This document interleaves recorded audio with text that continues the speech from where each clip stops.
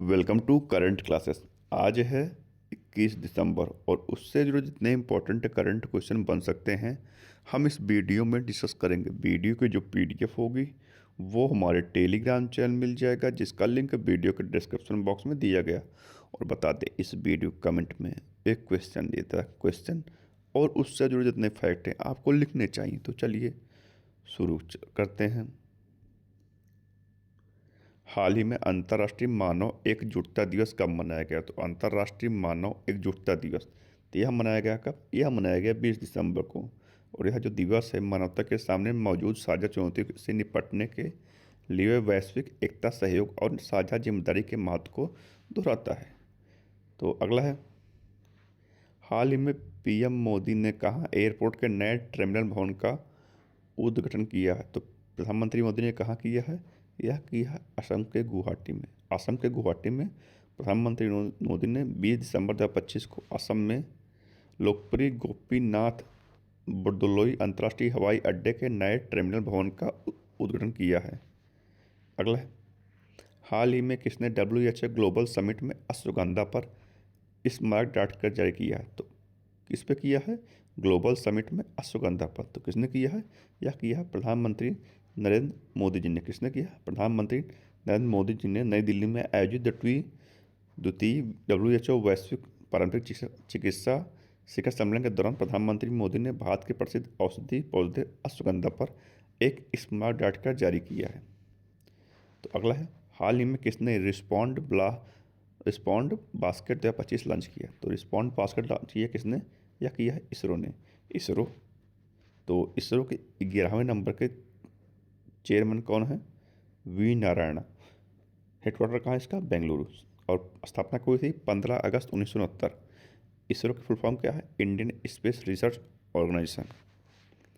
अगला है, हाल ही में कौन हुरून इंडिया 2025 के सेल्फ मेड अरबपतियों में शीर्ष पर रहा है? तो कौन है? तो ये बने हैं कौन? Deepinder Goyal. Deepinder Goyal Hurun India rich list 2025 ने एक बार फिर भारत के तेजी से बढ़ते स्टार्टअप और कारोबार इकोसिस्टम को जय कर लिया है।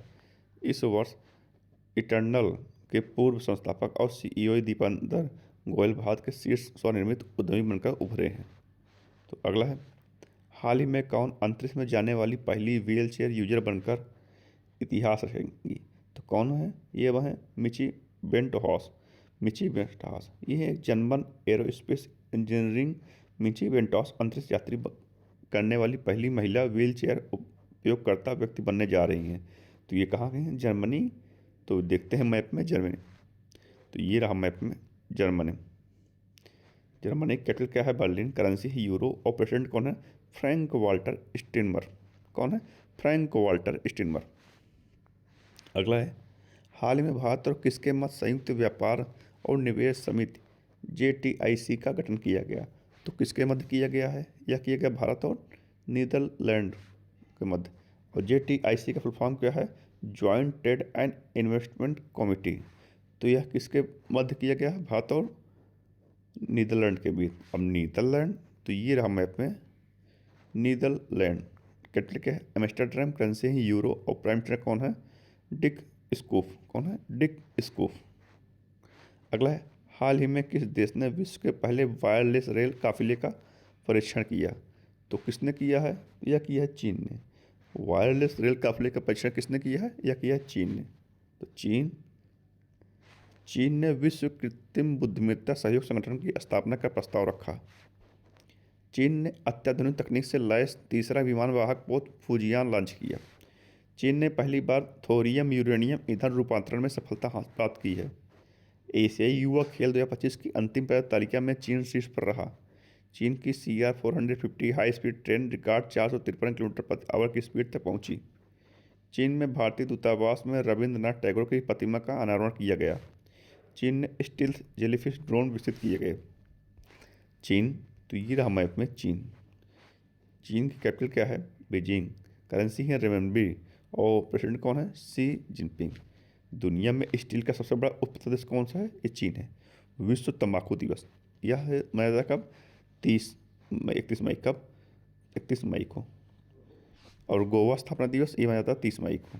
अगला है, हाल ही में किस राज्य का तटीय क्षेत्र एक रणनीतिक दुर्लभ पृथ्वी अयस्क केंद्र बनकर उभरा है? तो किस राज्य का? तो यह बना है आंध्र प्रदेश का। आंध्र प्रदेश। तो आंध्र प्रदेश की पंडोरू खादी को जीआई टैग मिला। आंध्र प्रदेश के पर्यटन विभाग ने बाढ़ के कारण भवानी द्वीप को बंद कर दिया। भारत की सबसे बड़ी भूतापीय ऊर्जा प्रौद्योगिकी पायलट परियोजना आंध्र प्रदेश में स्थापित करने की घोषणा की गई। आंध्र प्रदेश के पर्यटन विभाग ने वैश्विक पर्यटन पुरस्कार 2025 जीता। आंध्र रणजी टीम के कोच गैरी स्टीड बने। कौन बने? आंध्र प्रदेश के रणजी टीम के कोच गैरी स्टीड बने हैं। आंध्र प्रदेश के तिरुमाला हिल्स और लाल रेत के टीले यूनेस्को की संभावित सूची में शामिल किए गए हैं। आंध्र प्रदेश। तो ये रहा मैप में आंध्र प्रदेश। कैपिटल क्या है? अमरावती। सीएम है एन चंद्रबाबू नायडू। गवर्नर है जस्टिस अब्दुल नजीर। केले के उत्पादन में आंध्र प्रदेश प्रथम स्थान रखता है और भारत में फलों के उत्पादन में भी आंध्र प्रदेश प्रथम स्थान रखता है। अगला है, हाल ही में कहाँ लोसर उत्सव मनाया गया? तो लोसर उत्सव कहाँ मनाया गया है? तो यह मनाया कहाँ? लद्दाख में। अब लद्दाख, तो वायुसेना प्रमुख ने लद्दाख में न्योमा एयरबेस का उद्घाटन किया है। लद्दाख में समुद्र तल से 19,400 फीट की ऊंचाई पर विश्व के सबसे ऊंचे मोटर योग सड़क पर निर्माण किया गया है। लद्दाख की रिजिंग यांगदोल ने दक्षिण कोरिया में आयोजित hockey together international coaching camp में भाग लिया। इसरो के उच्च ऊंचाई वाले एनालॉग मिशन होप का उद्घाटन लद्दाख में किया गया। भारतीय सेना ने आकाश प्राइम स्वदेशी विकसित वायु रक्षा प्रणाली का सफल परीक्षण लद्दाख में किया है। लद्दाख, तो ये रहा मैप में लद्दाख। लद्दाख के जो लेफ्टिनेंट गवर्नर का है कौन है? वो है कविंद्र गुप्ता। ये है कविंद्र गुप्ता। अगला है, हाल ही में किसके द्वारा लिखित पुस्तक Salman Khan the sultan of Bollywood का विमोचन किया गया? तो किसके द्वारा लिखित पुस्तक है? यह है किसके द्वारा लिखी गई है? यह लिखी गई मोहर बसु के द्वारा। मोहर बसु के द्वारा लिखित पुस्तक Salman Khan the sultan of Bollywood का विमोचन किया गया है। तो पुस्तक, तो शिखर धवन की आत्मकथा the one cricket my life and more का विमोचन हुआ। ऋचा शर्मा ने द्वारा लिखित पुस्तक उपन्यास फाइंडिंग होम अगेन का विमोचन हुआ। वर्जी देसाई के द्वारा लिखित पुस्तक मोदी का मिशन विमोचन हुआ है। और द ब्रह्मास अनसील्ड नामक पुस्तक डी शिवानंद के द्वारा लिखी गई है। सीडीएस जस्टिस अनिल चौहान के द्वारा लिखित पुस्तक रेडी रिवलेंट एंड रिसर्जेंट 2 का विमोचन किया गया। एमजे अकबर के द्वारा लिखित पुस्तक आफ्टर मी चाओस का विमोचन किया। डॉक्टर मनीषा वी रमेश के द्वारा लिखित पुस्तक सेम हार्ट सेम वर्ड का विमोचन किया गया है। अगला है, हाल ही में किस देश की टीम ने नासा स्पेस एप्स चैलेंज में ग्लोबल टॉप का सम्मान हासिल किया? तो नासा स्पेस एप्स चैलेंज में ग्लोबल टॉप सम्मान किसने किया है, प्राप्त किया या किया? भारत ने। तो भारत ने पहला स्क्वैश कप जीता।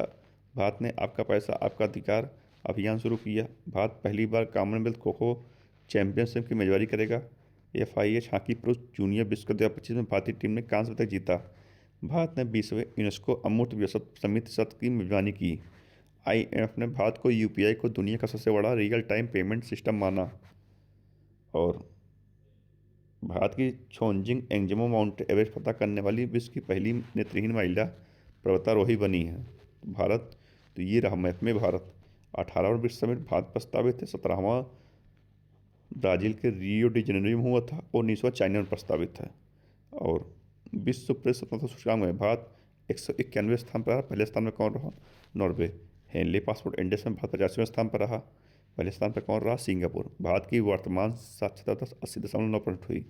भारत में कुल रामसर स्थल गोकुल जिला से उदयपुर झील गोगाबिल झील ये तीनों बिहार के हैं, 3 नए जोड़े गए हैं। और कोपरझा से ये छत्तीसगढ़ का है, ये पहला वहाँ का है। और सिलीसेट जिला झील सिलीसेट झील ये कहाँ का है?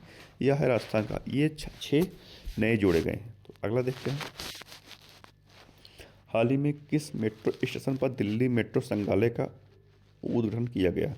तो दिल्ली मेट्रो संग्रहालय का उद्घाटन कहाँ किया गया है? यह किया गया सुप्रीम कोर्ट स्टेशन पर। सुप्रीम कोर्ट मेट्रो स्टेशन पर दिल्ली संग्रहालय का उद्घाटन किया गया है। अगला है, हाल ही में किस AI स्टार्टअप ने आम जनता के लिए AI कानूनी ऐप लॉन्च किया? तो किसने लॉन्च किया? यह किया है लेजिताई ने। लेजिताई केरल स्थित लीगल टेक स्टार्टअप लेजिताई ने आम लोगों के लिए कानूनी सहायता को सरल और सुलभ बनाने के उद्देश्य से अपना मोबाइल ऐप लॉन्च किया है। अब कल के प्रश्न का उत्तर देखते हैं। हाल ही में किसने अपना पहला सैयद अली मुश्ताक ट्रॉफी खिताब जीता? तो यह जीता किसने? यह जीता झारखंड ने। तो ये कल के प्रश्न का उत्तर हो गया। तो रिवीजन कर देते हैं। भारत का पहला बायो प्रोसेसिंग प्लांट बायो-1 तेलंगाना में शुरू हुआ। डोनाल्ड ट्रंप ने वेनेजुएला के लिए अपने देश अमेरिका के लिए हवाई रास्ता बंद किया। वर्ल्ड सिटीज इंडेक्स में बेंगलुरु भारतीय शहर में शीर्ष पर रहा। IUSSP ने संयुक्त राष्ट्र जनसंख्या पुरस्कार जीता है। इंदिरा गांधी हवाई अड्डा भारत का पहला वाटर पॉजिटिव हवाई अड्डा बना।